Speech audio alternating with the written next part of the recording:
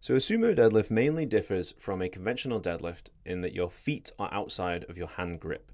When we do a normal conventional deadlift, our hands are outside of our feet.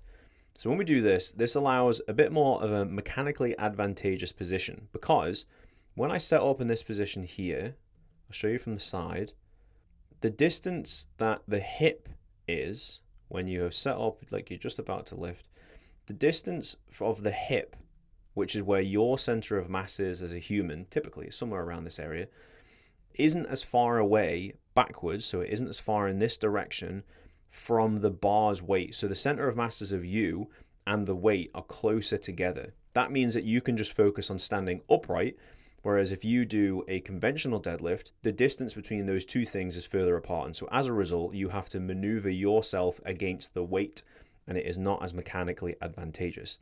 Also, the range of motion is less, so you don't have to lift the bar as high off of the ground.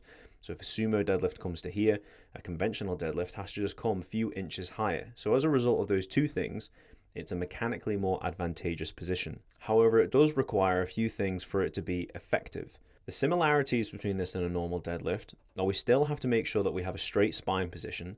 We still are putting a little bit more load to what our hips are doing as opposed to our knees. As a general rule though, it takes a little bit of pressure off the lower back area and it puts it to the hip and to the knee. And the other similarities are we still want to try and make sure we have this semi-even distribution of weight between the inside, the outside, and the heel of our foot, just to give us some stability.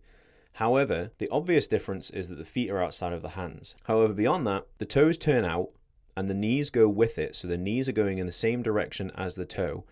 And this effectively allows the upper leg bone to have a tiny bit more room within the hip.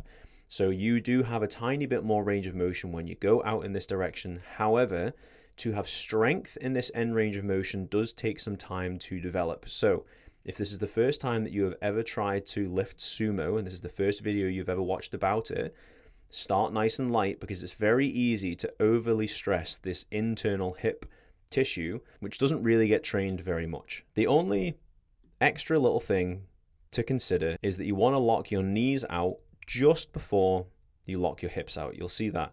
So it's knees, then hips. When we do a conventional deadlift, our knees and our hips lock out at exactly the same time. However, the reason that we do it knees and then hips is because if you get to this upright position here and your knees are still bent, it's very difficult to finish the lift off by just straightening your knees when you're in this point of the lift.